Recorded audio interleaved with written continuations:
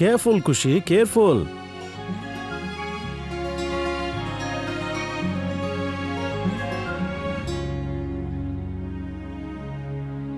Done. Are you all right? Thank you. Take care, Kushi. Anu, come.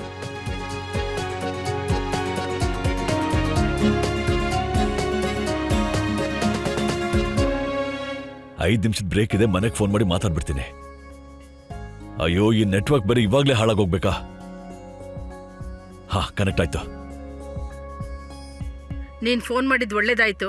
ನೀನ್ meeting ಅಲ್ಲಿ ಬಿಸಿ ಇರ್ತೀಯ ಅಂತ ನಾನ್ ನಿನಗ್ ಫೋನ್ ಮಾಡ್ಲಿಲ್ಲ. ಹಾ ಅಮ್ಮ, ಇವಾಗ ಬ್ರೇಕ್ ಇತ್ತು, ಅದಕ್ಕೆ ಫೋನ್ ಮಾಡ್ದೆ. ಹೇಗ್ ನಡೀತಿದೆ ಅಲ್ಲಿ? ಎಲ್ಲ ಆರಾಮಾಗಿದ್ಯಾ? ಎಲ್ಲ ಖುಷಿಯಾಗಿದ್ದಾರಾ? ಹಾ, ಎಲ್ರು ಸಂತೋಷವಾಗಿದ್ದಾರೆ. ಸರಿ ಅಮ್ಮ, ಮತ್ತೆ ಖುಷಿ ಸಂತೋಷವಾಗಿದ್ದಾಳ? ಚಿಂತೆ ಮಾಡ್ಬೇಡ, ಅವಳು ಸಂತೋಷವಾಗಿದ್ದಾಳೆ. ಹೇಗ್ ಕಾಣ್ತಿದ್ದಾಳೆ? ನೋಡ್ತೀಯಾ? ಹಾ ಅಮ್ಮ, ಇನ್ನು 2 ನಿಮಿಷ ಇದೆ, ತೋರಿಸಿ. ಹಾ.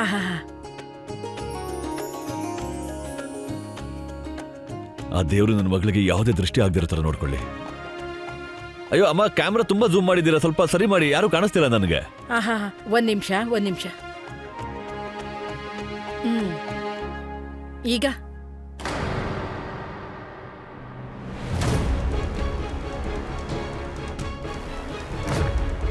ಗಂಡ ಆಗಾಯ್ತು, ನಾನು ನಿನ್ನ ಮಕ್ಕಳ ತಂದೆ ಕೂಡ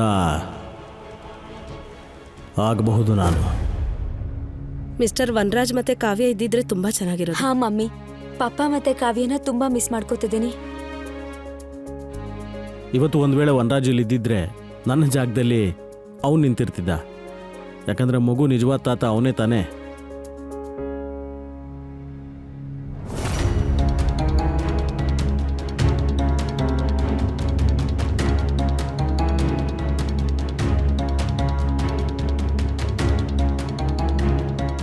ಹಲೋ ಎಕ್ಸ್ ಬೀಗ್ರೆ.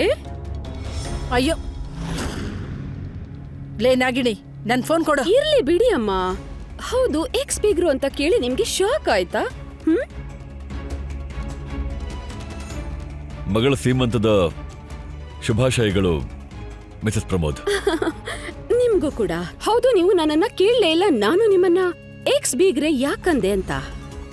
ನನ್ ಮಗಳ ಸೀಮಂತದಲ್ಲಿ ನೀವು ಮಾವ ಆಗಿ ಏನೇನ್ ಮಾಡ್ಬೇಕಿತ್ತು ಅದೆಲ್ಲ ಇಲ್ಲಿ ಅನೋಜ್ ಮಾಡ್ತಾ ಇದ್ದಾರೆ.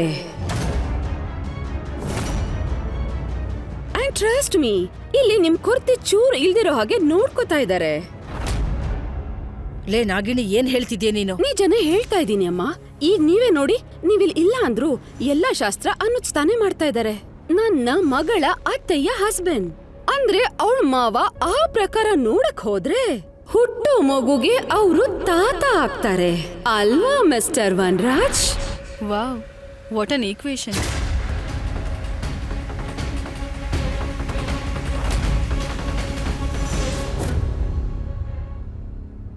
ನಡೀರಿ ಈಗ ಸೀಮಂತದ ಶಾಸ್ತ್ರ ಶುರು ಮಾಡೋಣ. ನಡೀರಿ ಶುರು ಮಾಡಿ. ಬನ್ನಿ ಅತ್ತೆ.